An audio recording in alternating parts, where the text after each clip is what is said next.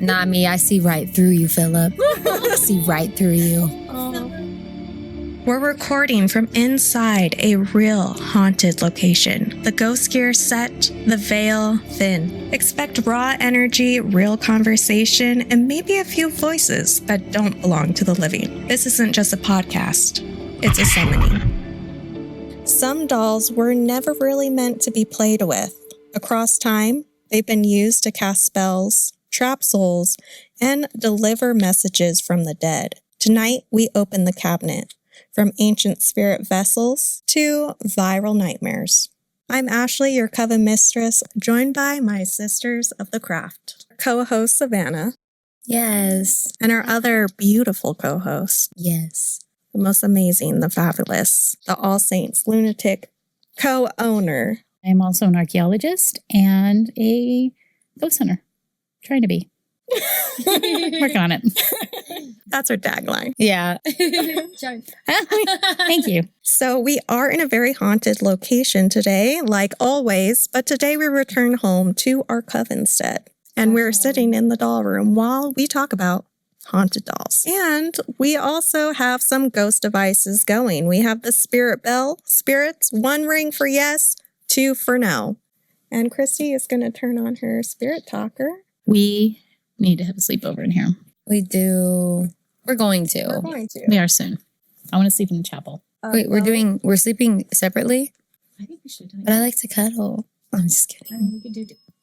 Okay, you're obviously going to be in this room. Before we get started I just kind of want to know, what are our feelings on haunted dolls? Do we believe in them? I definitely believe in them. Absolutely. I mean, I've had encounters since I was really young with actually a particular doll in this haunt, in this very room. And you could see we have this whole episode of Savannah telling the story and facing this doll on our YouTube channel, Ghostcraft Coven. So make sure to check that out. But how's it like being in here and you're going to be talking about haunted dolls in this room? I mean, I already feel like when we first walked in here, I just saw a line of like almost like a crowd when we walked in of just like short black shadows. Christy, what's your belief on haunted dolls? My jury's still out. But I will say that being in this haunt, there have been times when there's things that I can't explain. For example, there's a clown doll in here. I don't know where it is now, but we went to Dread. There was a time that we were working in padded cell and we left to go to lunch and there was a ladder because we were hanging stuff in the padded cell room, and we came back and there was a doll. That clown doll was just sitting underneath the ladder. And we were the only ones working here. There was nobody else here. And I always know when somebody comes or goes because we set the alarm and it tells me, I have an app and it tells me when somebody turns the alarm on or off. So there was just the clown doll was just sitting I just heard a sound in my ear. What? But it wasn't like, like when you see things and you see it with your eye. It was like hearing it, but like hearing it with my mind's ear. You know what I mean? It went like, really deep in my ear. Ooh. While you were saying that. Oh, wow. It's creepy as hell. I'm going to tag it just in case if it was not just in my ear. In case you picked it up with your... my mind's mic. So I'm still kind of on the fence with that. I mean, there's been sometimes these dolls will go off by themselves when I'm like walking through, it'll go off and the motion sensor's on the other side of the wall. And that guy over there in the corner, sometimes I'll come through and he's just randomly spinning. And again, I'm alone in here. You might believe that's a spirit doing it and not necessarily a spirit in the inside of a doll. I was hung. But I was hung. Oh, he's hanging. All the dolls are hanging. Certainly. Okay. Oh my God. That's so intelligent. Yeah. Okay, that's cool. But I could see, you guys made a point one time that did kind of hit home, that I could see if you were a spirit and you were trying to inhabit one of these in order to, to have a body again. I can understand that. I can sort of relate to that. That will be one of our topics. So I do want to run by like where we stand with haunted dolls, because tonight we're going to be learning stories about haunted dolls, and we're going to be learning stories about their history and how they're used in witchcraft. So maybe our opinions will evolve or change, and maybe yours will too. So I didn't really believe in it until our encounter with Philip really opened my eyes that like, okay, this makes sense. And, I did believe Sav. I did when she told me her story. A part of it's like, is this just human, like fear, just being creeped out by short little plastic doll, human baby face, wedding dress wearing weird dolls, We have that in here. We have a lot of that. Yeah. So anyway, Savannah, you want to tell us your spooky stories you prepared? Yeah, I would love to. All right, guys, now buckle up. So, as we know, a certain haunted doll kind of reignited like her infamy, I would say, by being traveled around the damn world. Actually, in this room are some pretty close lookalikes of the real Annabelle doll with some slight variations. Yeah, how many of those are in here? 4 or 5 Annabelles, at least on this wall. Yeah, the one directly behind me is probably the closest, even down to her clothes. There's just like... You hear that? What was that? Sound like furniture moving. Object. No. It's an object. Savannah was greeted by lots of shadows. We're hearing voices, whispers in our ears, banging. It's like the asylum is super charged for us. We have not hunted in here as a coven for a long time. It has been a while. And on top of that, we've got a little storm going on outside. We had some thunder earlier, and there's some lightning. It's us. It's us. It's us. Yeah, I mean, I saw you guys when I first came in here, so Yeah. it's pretty creepy. So we're going to start with the notorious Annabelle doll. She isn't just some, vintage looking doll that... Death is not the end. Death is not the end. You could take a doll's body and live on for as long as that doll body lives on for. Your choice. So would you pick this doll? Hell no. No, that's what's so shocking about it. Like, But- why that? The real Annabelle doll is not a porcelain like the one you see in the movies. It's not porcelain with glass eyes. She doesn't look like that because that's, very cinematic. Vile. Very vile. Yeah, it is very vile. But she's actually a Raggedy Ann doll. She's not, you wouldn't initially look at her and be like, that's a really creepy doll because... She looks like a pillow you can lay your head on at night and have beautiful dreams. Hold it neat. close to your body. You can't do that with a porcelain doll. No. So in a way, it's kind of scarier. Right? Ooh, even they agree. I had one when I was a child growing up. I had Raggedy Ann and Andy. Great big ones. In the 1970s, a nursing student named Donna got Annabelle as a gift from her mother. Soon things kind of started getting a little weird. You hear that? Sound like a woman humming? Yeah. Like that. Oh, you weren't here when she was telling me the hum she heard. No. I That's just heard- exactly the hum That's she said. exactly the hum. Oh my God, I just heard it. That's so weird. And the fact that you heard it too. That's why I stopped talking because I was like, And I'm looking at you with my eyes big, like, should I say something? Or just Am I let it like, go? cat got your tongue? I know. I should say ghost got your tongue. Like, should I say something? I didn't want to interrupt. No. Well, you should say something. If a spirit wants to speak, they are part of this podcast with us. That's terrifying. And that's why it takes forever to get goddamn through it. It's not us, it's the spirits. I know. They just want to talk. They want to chat. It's been a while. And when they chat, we listen. Exactly. So she'd leave the doll on the couch and come back and find her in different places. There would be notes written. Okay, I'm really sorry. What?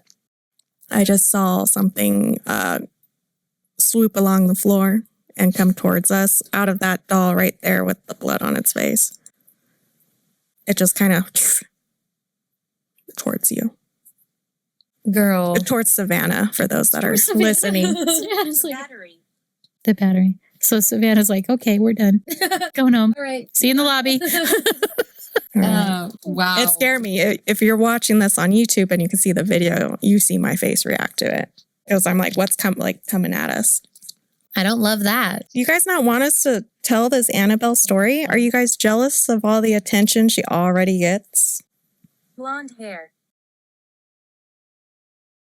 Blonde hair.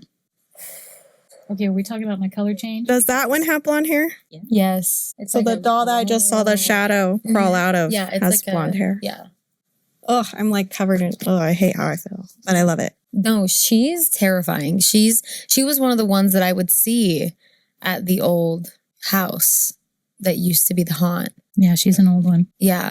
She's been there. You've had her for a long time. But I remember she was one of them that I would see move. Yeah. Maybe we'll see her move tonight. Maybe you just did. You just saw something crawl out of her. But the doll itself didn't move, Like I saw that with my mind, not with my...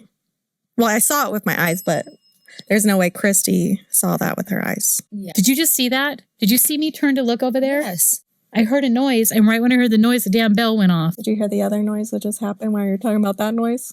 There's a bang in the hall over Dude, there. I heard something, and right when I looked over there, the damn bell went off. We need to get through this podcast so we can ghost hunt. I know. Shit's Okay. ready for us. So they would find letters or notes written on parchment paper that they didn't even own. Oh. Like help us or help Lou, which they found out Lou was Donna's boyfriend. He woke up unable to move and saw the dog climbing up on his chest, and he blacked out. He was the first to say, "This isn't just creepy. This thing is dangerous." And he won't be the last. last one to say that. Yeah, and when he woke up, he had deep Dominant. claw marks on his torso. Dominant. The doll was being dominant. Yeah, to the boyfriend. So this is when the Warrens were called. Now, There was tapping across the room from us. So they came in and they didn't say that she was haunted. They said that she was possessed by something inhuman pretending to be a child spirit. Now, I have experienced spirits that present themselves as children, that damn doll being one of them. Not Annabelle, but one of the dolls that are in here. And let me tell you, that is a terrifying experience as a child to interact with what you think is a child. And when you don't do what they say, they like morph into what they really are. It's terrifying. It's really scary. So that's why you're so afraid of Annabelle. Yeah. You can relate. Yeah. I don't mess with that. Nope. Don't mess with that. Absolutely not. There are so many noises. So many noises. You're talking. I know. Maybe the Covenstead is just too haunted. Yeah, there's a party going on next This is to like- the next room. Boom, boom. And there's all kinds of sounds going on. So Annabelle was then locked into their occult museum inside a glass case with a sign that says "Don't touch." But of course, that didn't stop some people. One man banged on the glass and laughed and said that it was all fake. He died in a motorcycle crash, like shortly after leaving the museum. Probably a dick to begin with. Probably He drove But like a he- dick. But the thing is, it was him and his girlfriend. And his girlfriend survived and literally said that it was like out of nowhere that they just crashed. So my question about that is the glass case like containing the doll? Because if that's the thing, then that's all we have to do is take a haunted doll and stick it in a glass Well, that's case. the thing is, they say that they bless it very regularly. I think it's like once a month that they have the box blessed. So that's meant to like contain the spirit. Yeah. One of the priests came in and mocked the damn doll. And on his way home, he also crashed his car. He didn't die, but he did crash his car. And then he wrote a formal apology. I know there's so much going on. Did you hear the woman's voice? What did you hear? What the Had an accident. That's a woman's voice that you're hearing? Yes, That I little, heard. No, I heard a woman go, oh. No, that was different. I heard that. Did you hear it? No, I heard hers. What just happened right now? Well, you were talking to her. Oh. I wonder if What is happening in there? I know. I wonder if Annabelle like invokes some kind of like. I kind of want to like go check and make sure that nobody's in here or set the alarm so we'll know if somebody comes in. Are you okay? I just feel like there's so much. I'm right here and I'm hearing so much activity that I'm wondering if somebody's in here. This is the first time ever we just sat here and didn't like hunt them down. So they're coming to us. Mm-hmm. They're like, What the hell, guys? we're just hanging out. As I discussed earlier, Annabelle is now being taken on a freaking tour. Bring her to conventions, haunted theaters, museums, and so far, every time something has happened. Oh, they're coming over to sit and listen to us talk. You just brought up a memory about a doll that I had completely forgotten telling that story. You have a haunted doll story? I do. From how old were you? I was probably 20. This is repressed ghost story. For real. Well, it was back in the day. We were traveling across country with a group of girls. We were going to Utah, different time in my life. And we were traveling across country. We were staying in somebody's house, and they had a 2-story house, and I was down in the basement. It was a beautiful house, and the son was a concert pianist, which I didn't know at the time. And I woke up in the middle of the night. My room, I was by myself. I had this beautiful room, but it had one of those buggies, with one of those the dolls that ventriloquist dolls. Right. And it was sitting in there and it was looking at me. And I don't get creeped out easy, but that doll, every time I looked over, it was looking at me. So I turned. His name was Arthur. It was Arthur. So I turned his head, right? So it was like looking that way. And then I went to sleep. And when I woke up, it was looking at me again. And so then I was like, okay, God, I crawled over and I turned it again. And then I went back to sleep. And then again, the middle of the night, I woke up to the sound of like a piano music playing this beautiful music, and it was so creepy, and it felt so like Phantom of the Opera. And I'm like, what the hell is this? And I look over, and that doll is looking at me again. So I remember I actually pushed it out. I opened the door and I pushed it out in the hallway and shut the door and then went back to sleep. And the next morning everybody was like, why is that doll out in the hallway? But I totally forgot about that till you were reading that story. And I was like, whoa, wait a minute. I did have an experience. That damn doll kept turning his head and looking at me every time I'd wake up, unless someone was sneaking in and doing it, but that would be kind of weird. It wasn't that kind of group. So you wrote it off because you don't believe in that. Well, yeah, I guess so. Block that out. Okay. Sorry. No, that's a good story. No, that's a great story. That all came flooding back in. The music turned out to be the son was a concert pianist, and his piano was right above my room. And for whatever reason, at 3:00 in the morning, he got the urge to play some music. Oh, like you found that out? Yeah, I found that out. Then I was like, I heard music. All right, who are we talking about next? The next person we're talking about should, in my opinion, be more infamous than Annabelle because of just who he is. This is about Robert the Doll. Robert the Doll, who's, I feel like, one of the oldest haunted dolls. One of the oldest nightmares. Yeah, exactly. One of the oldest nightmares.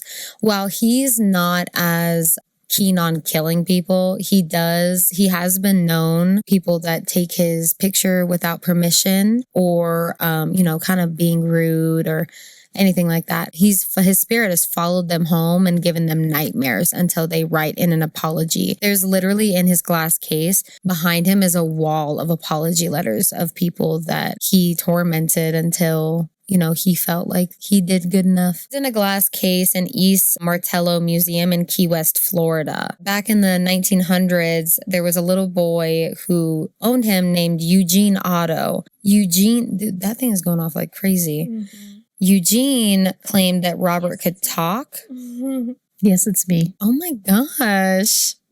Dude, this is insane. He responded to you. I know. Who's me?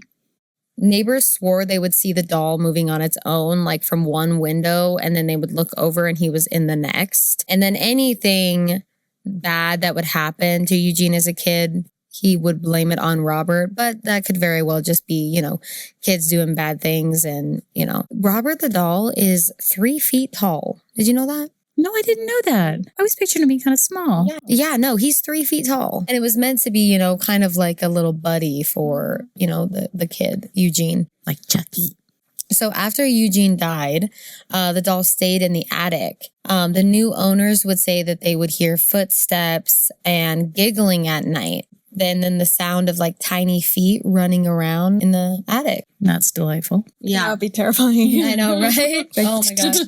I'm sorry, but hearing giggling, get the hell out of here. Absolutely. Why? They're having a good time. Just like you hear a piano at 3 in the freaking morning, I particularly don't want to be here laughing. And I know dang well multiple people can agree. Nobody wants to hear laughing. Did you guys hear that talking? No? Just me? No, it's possible. And I mean, I've heard stories like that too, and then it turns out that people are living in their attic. So just saying. That's true. Yeah. Also, raccoons learning to walk. Raccoons? Like humans. Don't they walk on their hind legs? I mean, not to be that. Sometimes, yes. Not to be that. That's fair. You know, but we're just talking a big game, Christy. How are we going to feel if we actually go and see these dolls? Because we're like, but what if we... I'm telling you that Yeah. I feel like Annabelle's Presence. I mean, there's people that I think have quit their jobs when they found out that she's coming to their museum. Maybe just don't go bang on the glass. Right? Exactly. Don't piss her off. Put your wards up. Robert, pretty much anywhere that he goes, kind of bad luck seems to follow. Trapped here is super interesting when we're talking about haunted dolls. Right? Like, are they trapped? If you decide to go inside of, is that like your vessel, your tether? There are hundreds of letters posted on the wall, like I said, apologies from people who didn't believe. So one woman took a selfie without asking. Her phone got destroyed. She lost her job, and then she totaled her car. Now, stuff happens in life, of course. What do you think? Coincidence? I think, sometimes it could be about, because you're talking about behavior from a certain kind of behavior. Now, taking a selfie with a doll is not like the same thing as banging on a piece of glass or whatever. But without asking for his permission, that's like one of his main rules. He needs to get with the time because you don't need permission anymore. 1900s? Come on. But times have changed, honey. Robert. Go ahead and tell Robert that. Public location. Anyone can take your photo. I mean, let's face it. If we go, say we go to Florida, are we going to take a picture without asking permission? No, because I wouldn't. I feel like let's not err on this side of. Like, what's going to harm being like, hey, is it okay if I take it? Well, that's the thing is, do you ask for permission or be like, I'd like to take a picture of you or with you? I know. What are you doing? Waiting for a response? Only reason I would say no. Because so many people put that belief into it of he doesn't want his picture taken. So if somebody doesn't want something, that's very disrespectful. Yeah. And so it's like, well, he hasn't disrespected us, so I'm not going to come here and be disrespectful. Exactly. Not necessarily that I think because I would, bad things would happen, but more out of respect. That's if he really is haunted. Doesn't hurt anything. Yeah, of course. Not because I'm scared. No, never that. So, I mean, just in case. Just because I believe in spirits, okay?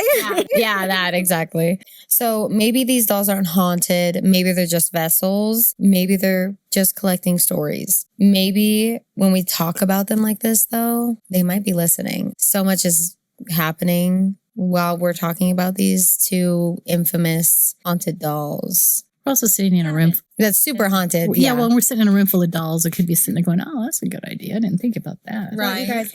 Don't you guys get any ideas? Yes, I think we just gave them some. Just listen to the stories. Because I do think that you can also build up something to the point that strange things will start to happen. But as far as like bad luck for people, how many people see Robert in a day? That's true. He's in a museum, so. If hundreds of people are in there every day and one of them goes home and gets into a car accident or whatever, then statistically, yeah, of course. Yeah. So it's kind of hard to say whether or not that I'm totally on board with that. But am I going to go take a picture without asking? No. Security. Just in case. Security. So as an anthropologist, prehistorically, we go back. A lot of items we see even before there was writing. There's some items that we find like on rock walls, cave drawings and things that keep recurring in human nature. And the symbolic nature of dolls goes back prehistorically. And so when we started talking about, doing this for a podcast, I thought this would be kind of interesting to learn a little bit about dolls and the association that we have with them as humans. The first one I wanted to talk about was some of the oldest known dolls that were discovered in Siberia that were carved from mammoth ivory. Ooh. Yeah. That was estimated to be probably about 4,500 years ago, so it was quite a while back. It wasn't exactly a toy in the modern sense. It was likely created as a ritual object. A figure meant... Why did that go out so fast? It said battery. It did say battery, and it's by the doll that the thing came out of. So it wasn't a toy in the modern sense. It was likely created as a ritual object. A figure meant to serve as a protective ceremonial role, possibly buried alongside the dead or carried around for good fortune. Now, keep in mind right now what we're talking about is symbolism of dolls prehistorically found by archaeologists before there was really written We don't know.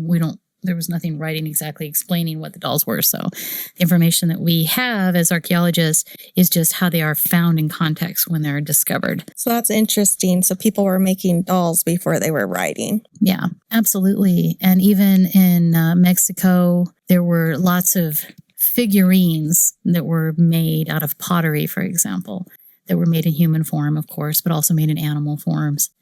And what were they? The best that we can come up with as an archaeologist is based on where they were found in context, that they were probably used for rituals or, Interesting. yeah, even as jewelry or even decoration. So as toys, don't really know.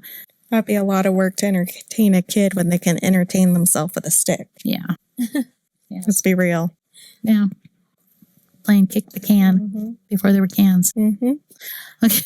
And kick the rock, the toad. He kicked the toad. Oh my God. Around 2000 BCE, we find what are known as paddle dolls. They're stylized wooden female figurines with exaggerated hips and beaded hair. These dolls were frequently placed in tombs, especially those belonging to women associated with music and dance. These dolls are very voluptuous, and some scholars believe that they were fertility items, or icons, and that's what. But I was always led to believe that they were symbolic of fertility. Okay. But why would you bury that in a tomb with you? Take it on to the afterlife.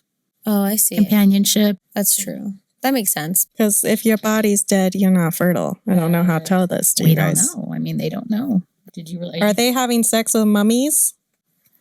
Okay, so they, as in the Egyptians, or us as humans? Because what we as humans have done to mummies is pretty horrific. Really? Yeah, I don't know about having sex with them. I wouldn't put it past people, but there was a period in time, probably the late 1800s, that mummies were really popular for grinding up and eating. Who was eating them? The socialites, wealthy people. They'd have parties where they'd serve, mummy powder. They grind it up and put it in their food. Yeah, it was pretty disrespectful. That's insane. So I probably okay. Yeah. So Rich people. God damn. More money, weirder hobbies. I feel like in a way that the fertility could be used is like because they're closer to their gods, because they've passed on. Maybe it's a way for them to be like, I give this to you as an offering, as somebody who I am bound to by blood, that can hopefully aid me. Bless their children? Yeah. And who knows? I mean, maybe they believe in the afterlife, that you could continue having more children. Because that was the idea, was to have as many as you could. Yeah. So maybe it's like, take this along with you. You can have more children. Up your chances of having more kids in the afterlife. Okay. Ghost babies. Now we need to go to Egypt and do an investigation over there. Yeah, we can't speak a lick of Egyptian, though. That's not what they... I feel like it would be harder for them to be able to speak in any kind of English. There was no form of that back then, right? No. And we'd have to speak in hieroglyphs. Be able to read hieroglyphs. Yeah. And hieroglyphs are interesting too. The Ouija board would be really interesting. Yeah, I'd be interested. The our knowledge of the hieroglyphs the language has changed too, even since I was a child. Mm-hmm. Can we do a hieroglyph Ouija board? That would be amazing. That'd be so sick. That'd be so neat. Let's look that up and see if there is one. There should be, to be fair, there should be a Ouija board in every language, you would think. Like, not in ancient civil, Yeah. No, I'm just saying as of now, there should be. Well, yeah, that's true. Maybe, I don't know. No, of course, only the Americans are crazy enough to try and conjure up, spirits so they can talk to them in their... Who started the Ouija board? Was it America? Or was it Europe? They don't really know, but yes, it started in... It's on the Ouija board. It's printed. Baltimore. Sorry, starts with Baltimore. Oh, so it was invented in the United States. I would have thought it would be European. It just sounds like something that, Victorian Europeans would be excited by. Well, in Mesopotamia, around that same time, we did start, and I talked about this a little bit, terracotta dolls. They found terracotta dolls that were in children's graves. Oh. So I think this might be the first time that we start associating these dolls with children. Okay. They're simpler in form, they're humanoid, limited detail, but their placement in burial context suggests some significance. Because again, they're in there with the children. It's unclear whether they were placed as comfort items, spiritual protectors, or tokens of statues. Bless you. Well, no kids playing with clay. Yeah. They were not toys. You can't cuddle with clay. You can't cuddle with clay. You could try. They're different. It could be like ritualistic. It could be representation of the child themselves that somebody made and put in the grave. Could have been the child's toy. We don't really know. But do you think you could play with the clay? Like you would give your child a clay? Yeah, I mean, like wouldn't it break and like hurt them? my mom made dolls. And my mom. I can assure you that back then they did not care that much about their safety. My mom made dolls out of corn husks. The hair was corn husk. You know That's not gonna. and she played with these dolls. Unfortunately, back then, because they were just like, have as many children as you can, because so many would pass away, that, they weren't really thinking about all the safety precautions to make sure that their children. No, that was certainly not it. So You lose one, it's okay. You got 8 more. exactly. Yikes.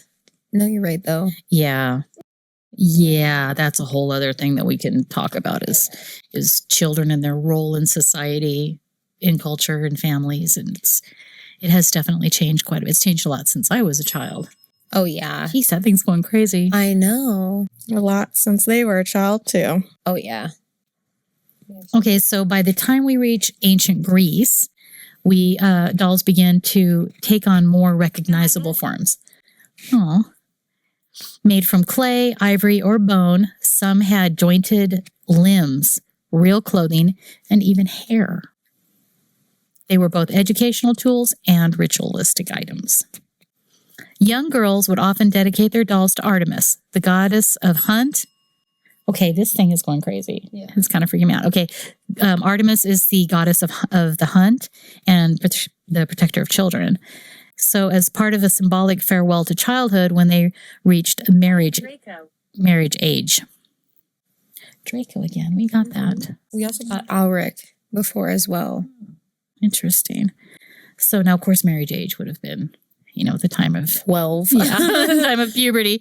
So so they were symbolic more of that coming of age.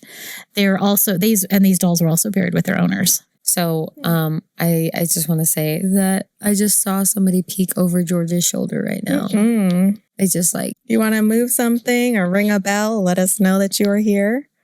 Savannah saw you. I did. One thing that is definitely clear is that dolls are rarely just toys. They often reflect the beliefs of the people who made them, used as protectors, offerings, or even stand-ins for something unseen. Whether they truly held power or simply carried the weight of human intention depends on how you look at it. And it is really open to interpretation, which is what's kind of fun about archaeology is trying to figure out. And we love doing that. We love that. And a lot of times people don't think about, when you think about people in the past, you think about Egyptian children, you think about them as kind of like weird, mystic. And yes, it is a different culture and it is a different time, but they're still children. Yes. And children are going to want to play with and I'm thinking anything and everything. Yeah, my mother she was born a long time ago and she didn't have a lot of money growing up, so she made her own dolls. She made dolls. So there was like an inherent need to have these dolls. Don't leave yet. We're just getting started. Yeah. Companions. Very nice. That is really fascinating. I didn't realize how old dolls were. And what they meant. She walked us through how dolls have always meant more than just play. And that's true in magic too. Because when you shape a figure in an image of a person, or even just human form, you're not just making a doll. You're creating something a spirit might choose to fill a vessel. So in spirit work, dolls have been used as anchors, sometimes made to invite something in, other times to trap it. I know where this is going. In folk magic, dolls show up across cultures as tools of sympathetic magic. When a figure stands in for a person, some people call them voodoo dolls. Wretched. Okay. Wretched. Okay. But that term gets thrown around and misunderstood, hence the spirit talker just now, right? So despite what horror movies tell us, voodoo dolls weren't created for harm. They were used for healing, protection, and spiritual connection. Tonight.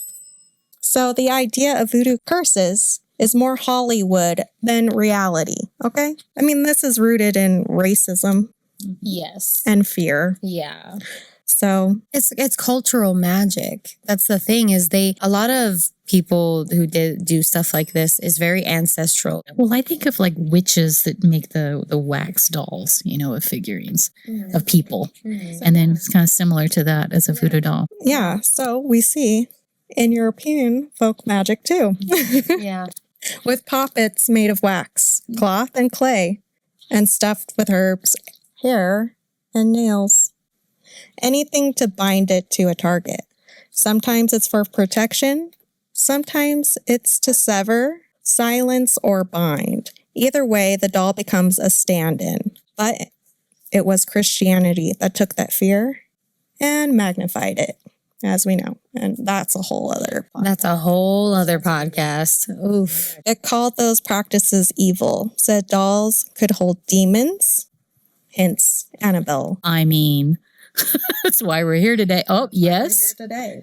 That trying to control someone through magic wasn't just dangerous, it was sinful. In Salem, that fear became deadly. So during the witch trials, one of the most infamous accusations involved a puppet. A young girl claims she's been attacked by the spirit of Sarah Good, a woman already accused of witchcraft. So when they searched Sarah's home, they found a homemade doll with a needle stuck in it. The girl said she felt a sharp pain in her stomach at that exact same moment. That was all it took. Not proof of what Sarah did, but what they feared she could do. The fear of witches. I mean, let's talk about that. What's a doll is probably sewed together, right? Like, she's probably making the damn doll and there's a needle in it. The point is, this whole story is just that a simple doll became a death sentence, and the fear that we've had for years about dolls. I mean, this was 1692. Well, aren't we saying the same thing about Annabelle and Robert, that it's a death sentence? Don't go in there and take a picture of them or you're going to die. Yeah. And That's the that's same thing. such a ridiculous lot. Like, I believe in paranormal shit, but I mean, yeah. I mean, what kind of limitations? Like, there's limitations on what spirits can do. I believe that. And if I didn't, then I wouldn't be ghost hunting. you do believe that because, well, I mean, I feel like you believe that, but almost to a fault because I feel like you felt that way about the attachment and then it ended up still attaching to you. But it didn't kill me Well, no, it didn't kill you, but or We hurt also me don't- physically. Yet. I was going to say, I feel like it's kind of something that's like a parasite after a while. It would take a long time. Yeah. But Yet. well, there's only one way to find out. We're not going to find out. we're not going to find out, Ashley. We're not doing that again. So they weren't just afraid of witches back then. They were afraid of grief or death. And in that space, dolls became something else entirely. So during the Victorian era, porcelain, skin, real hair, glass eyes that didn't blink, and in mourning culture, families sometimes made death dolls, replicas of lost children, placed in tiny coffins or seated in rocking chairs. Do you have any of those? You do in the front. You have a coffin one. Mm-hmm. That's so cool. Their grief was visible, emotional stand-ins for the dead. And the more human they looked, the more unsettling they became. So that's when dolls shifted from scared to uncanny, from symbols of love to relics of death. The idea of haunted dolls don't just come from horror films. It came from layers of energy and belief. We gave them life. We made them grieve with us. We made them battle their emotions with us as well. And sometimes we ask them to do our bidding. And hair was very symbolic during the Victorian era for all kinds of funeral. They made, art with it. Oh, and yeah, it's they put it in beautiful. lockets, and it kind of keeps you close to Okay, someone that you we got someone else hanging. You know what's crazy? It said she was hung, and then I heard something over here, which is actually where the doll is. that's hung. Yeah, that's hung up. Again, we get I was Nailed to the damn wall because she wouldn't stop moving around. With hair, though, like that's used a lot in magic. Yeah. Your hair does hold a lot of who you are, so it is very powerful. It literally holds DNA. I mean, Be careful where you leave your hair strands. That's all I gotta say. Yes. yeah, Ashley, long ass hair. It's everywhere. Literally everywhere. Not in my own practice. When I'm working with spirits, I don't use puppets or dolls. I've never tried to make a doll vessel, but then we met Philip. I would say we should make a doll Oh, we should make a doll. because Philip doesn't have any hair or nails or anything inside of him. So we collect all of our hair for like a year. It'd be like our little Ghostcraft love child. This is what we did with Philip. We placed him on a portal in the room right over there, and we asked him if anybody was inside. And looking back at that moment, that was an invitation. Ooh, that just gave me goosebumps. Not something we intended to offer, but we did. And something answered. We didn't sign anything. The moment we asked who's inside that doll on that portal, that was the contract. Ooh. Ooh, chills again, girl. And you know what's crazy about this, Savannah, is we had another paranormal investigator come in here a couple weeks ago, and instinctively, she took the doll, you know, the little laughing doll that sits up on the counter in here.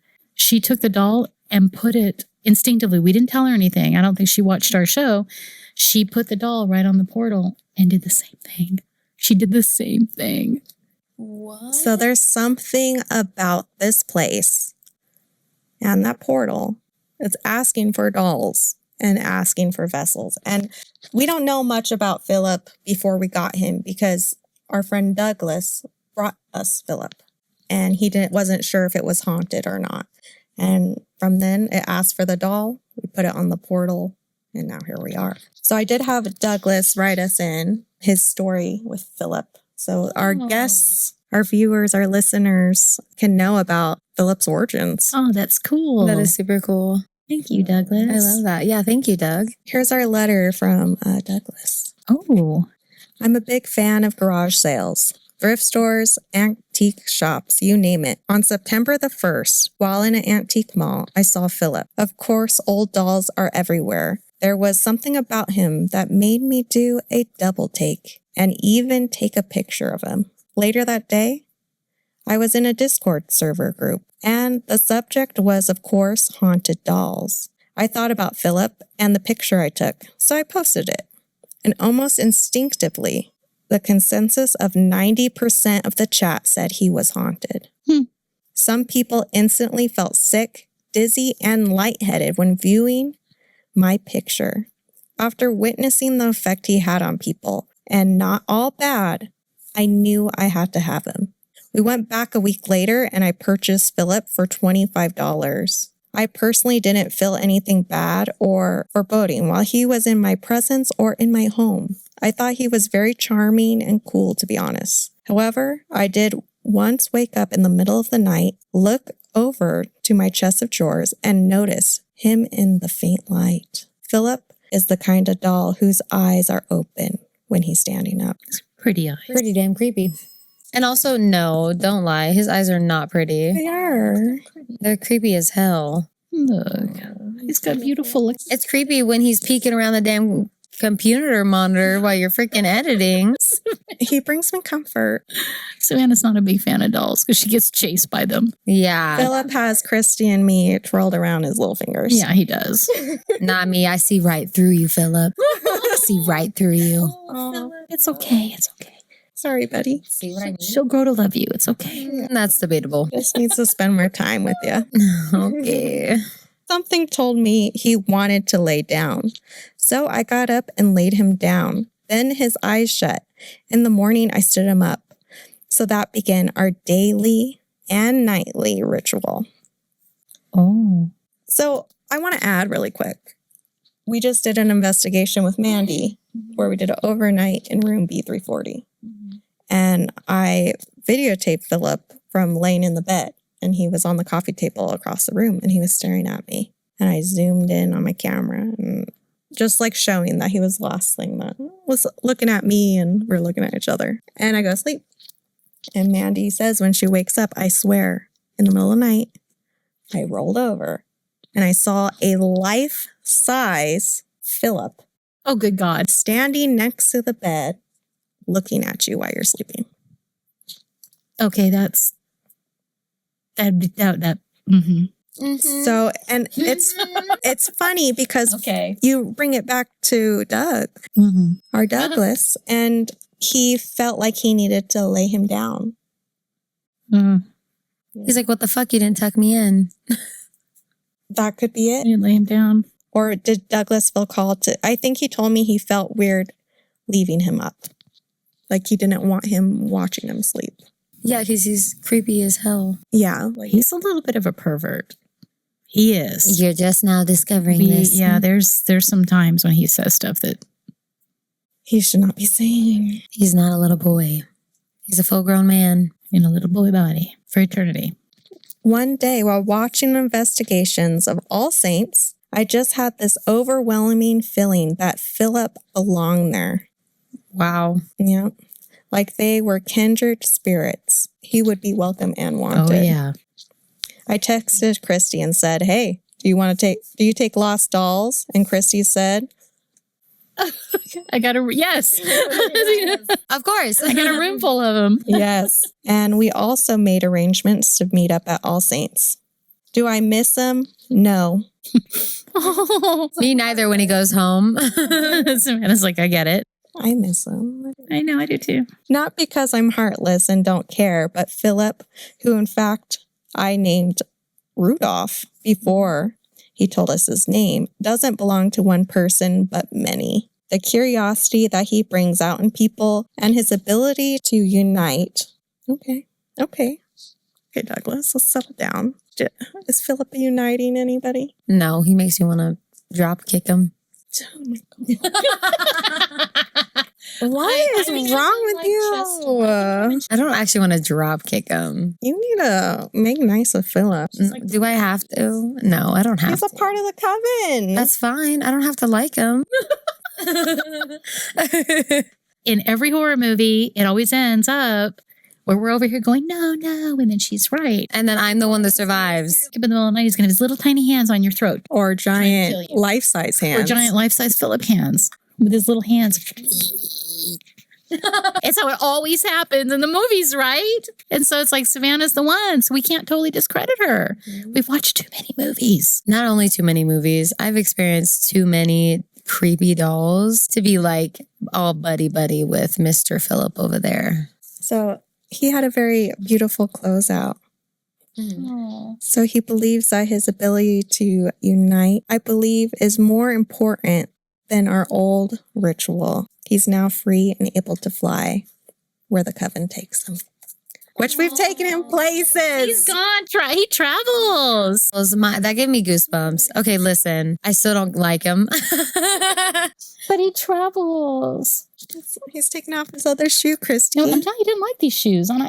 Oh, the other one's gone. I swear that shit was glued on. The other one's still, it's my nightstand. His arms out. He's like au revoir shoes. Au revoir. He's like a little hairdo too. Look at him. Oh yeah, I gave him a hairdo. He had a rough time. He didn't care for the clown motel. He got a bruise. I know, he got beat up in the Clown Motel. And we laugh about that bruise, but it didn't go away for a while. Yeah, that scuff mark. It was weird. And we tried to wash it off and look, yes. Now they make me hold him. She was like, he's got that 70s disco vibe. He looks really happy, happy to be back. You can see how I feel about him if you check out our TikTok on Ghostcraft Coven. Yeah. I mean, literally we were doing research about today's podcast and we had coffee and she was like, oh, let's just put, you'll see. Yeah. You just go check it out. Look on her eyes when he looks at her. Yeah. He makes people uncomfortable. He really does. But I have a theory that Savannah and Philip are going to bond and you guys are going to be best friends by the end of the year. Yeah. By the end of the year, huh? Yeah. Is that the case? I just saw somebody peek over the... Yeah. We love our Philip and I think you guys all should too. Love your Philip.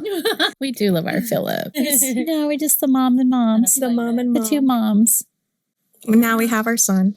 Oh, look at those eyes. His eyes look so big with his hair pulled back. Like I that. know. I actually like it. I wasn't sure at first because it kind of makes him creepier, but he seems really happy right now to be back home. Yeah. I don't think I ever noticed how big his eyes were before. They're like a sage green, which I love. They were always That's literally like one of my favorite colors, but no. Okay, hold on a second. Don't make me make eye contact with this damn Just stare thing. into him for a second. No, it's that's Come on, why I don't please. like Gonna have a him. moment. But give it a moment. Dude, if he blinks, she's out of here. I'm gonna run. Never talk to him again if he blinks right now. I want him. Just give him a moment. He's gonna blink. I didn't need a moment. Hold on. Fingers distance, Come on. okay? He just wants Philip, to. don't Social blink. distance. He just wants to touch your cheek. Don't blink. Just let him Whatever touch your you cheek. do. He's healing. Oh, it's a really beautiful moment right now. And she's kind of hurting his feelings, Savannah. Oh, Philip, I know, little boy. If he cries, I'll say I'm sorry. If a little tear comes out. Christy is not so tender. One tiny little hand. Please don't blink. Yeah, the creeper, Philip. Oh, a little tiny tear is going to come out. He was protecting. Her face. He was protecting you at Clown Motel, I believe. I don't. He was saying that he. What was it? What did it? Okay, he got pervy at Clown Motel. Are you sure it was him? Yeah. Because the next time that he came through, he was pervy again. Yeah, and he did it at B342. I see you. Yeah, it doesn't mean he's a bad guy. It just means he's a very, sexy guy. Maybe he's a virgin, Maybe it's and it's coming out. Maybe it's the silt. Maybe it's because he's a man. Maybe that's why I don't like him. Yeah, Poor that Philip. could be. It could be the lace, Adscott or whatever you're this. right. Yeah, it could just be his outfit. He's just Just feeling it. ready to go to the disco. So thank you, Douglas. We love Philip. Yeah, you do. Not Sav, but we do. Yeah, she doesn't, but she will. By December. They're so convinced. Thank you for sitting in the dark with us. Subscribe to Ghostcraft Divination on Spotify, Apple, or wherever you get your podcasts. And if you want to see the video, hop on over to YouTube if you're not already there. Because we're adorable. We are. And if there's something been whispering to you lately, maybe tell us about it in the reviews. We're always listening. All right, Darklings. We'll see you at the next summoning. See you later. Bye, Darklings. Thank you. Time to ghost hunt. Let's go.